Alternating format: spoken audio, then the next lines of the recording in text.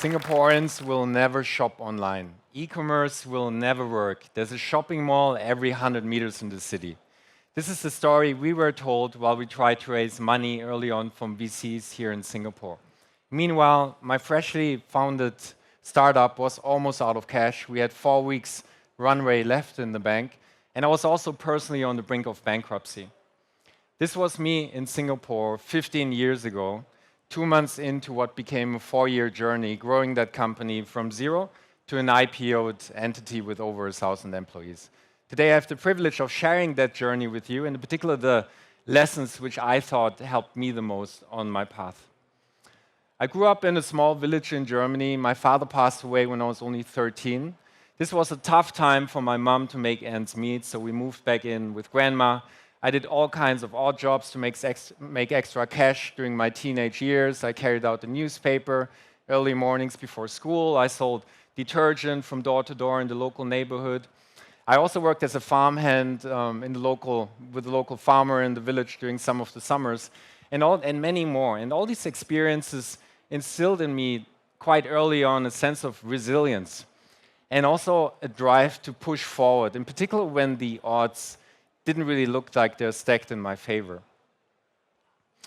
It also showed me, perhaps in a positive way early on, that I have to work for the stuff I want. They don't really get handed to me on a silver platter for free. Fast forward to university, I went to business school. My big dream was to become a successful entrepreneur. But during one of the first entrepreneurship classes, I was basically told I didn't fit the mold of what success looks like in entrepreneurship. I wasn't very extroverted, I was an introvert, I wasn't very confident. I didn't fit the mold of what they had in mind for entrepreneurship. But I thought to myself, maybe if I'm able to find my own unique path and embrace my uniqueness, I might become successful one day. What I learned later is that we don't have to live up to predefined boxes, what the education system or society wants us to be. We can really create our own path and construct ourselves, which is a really powerful concept. Construct ourselves into the vision we have for our life, be it in business and career, in our personal life, and then step by step grow into that vision over the years by going out of our comfort zone at every opportunity, by being determined and persistent, and chances are one day you're going to end up where you want to be. At 23, I was fortunate enough to score an internship at Mercedes-Benz here in Singapore. This was a really pivotal time for me. It was only 6 months, but I always refer to that as my formative period when it comes to my early career. I arrived here in Singapore, I saw the city, I saw what dreaming really big and working hard could result in, and I also got a good sense of what it feels like to live in the future. And this living in the future is a super powerful concept I realized later on when you apply it to a business context. After the internship, I went back to Germany, I completed my studies. Shortly before my graduation, I co-founded a startup called iHypo, which was basically an early version of LinkedIn. And we received funding from the Media Development Authority here in Singapore. But we faced an uphill battle, gaining users, getting traction. We had a small team, we had an even tinier budget. And at the end of the day, though, we were able to sell that company. That period provided a lot of invaluable experiences to me. After I sold iHypo, I hung out in a local co-working space, and this is where I met a friend of mine, a fellow German called Jan. We became friends, and we founded one of Singapore's first e-commerce companies together called Dealguru Holdings. We placed a really big bet on that company. We invested everything we had in terms of financial resources. We invested every spare hour we had. We worked like 80-hour work weeks throughout the first couple of months of this company, and many nights of those weeks we actually slept under our office desk because there was simply so much to do. And we had to do that because we operated in a shark tank. There were like 30 to 50 competitors within the first 3 months of us starting this business. I've never seen something as hyper-competitive before or after, actually.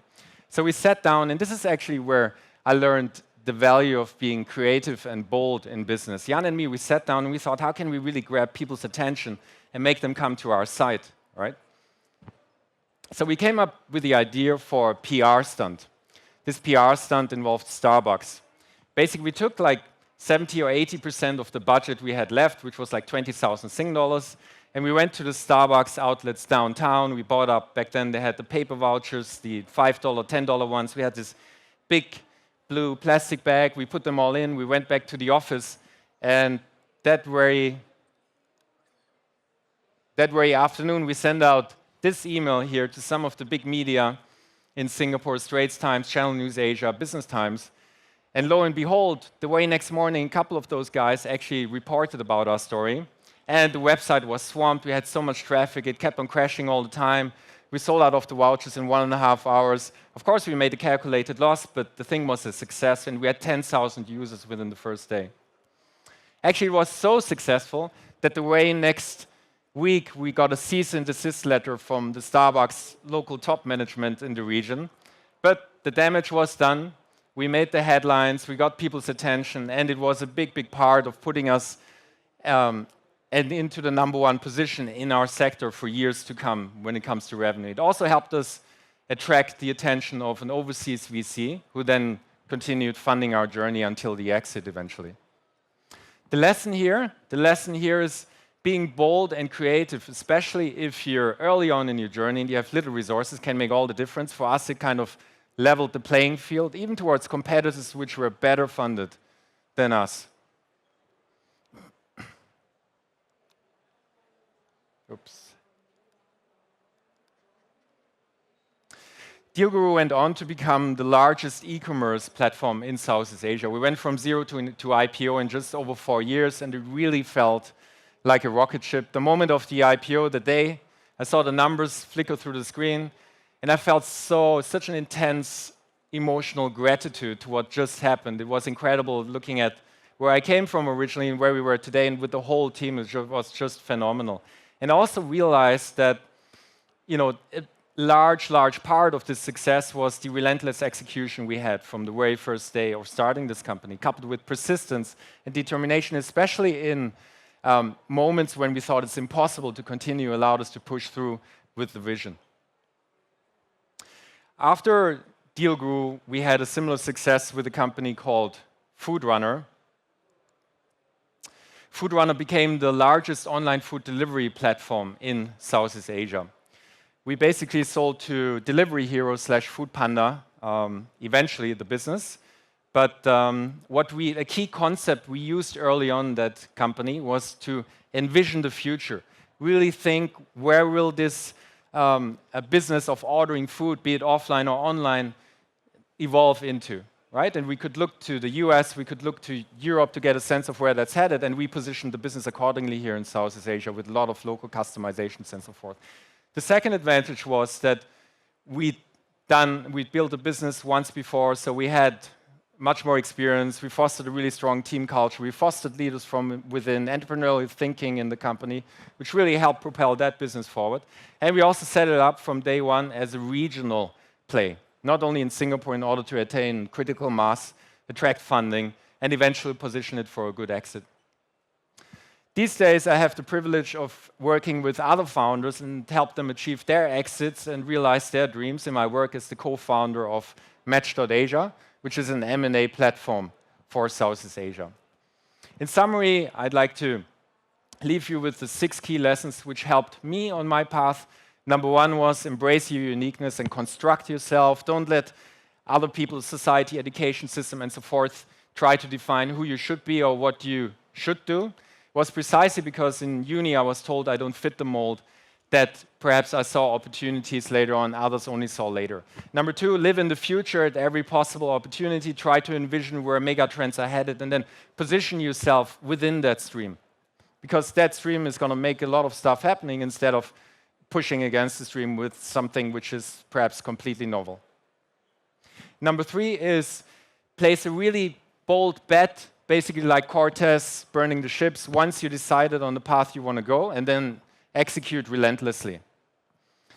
Especially early on, if you have little resources, this can level the playing field towards your better funded competitors. And the really important thing is then to work like hell and out-execute every other one out there in your sector.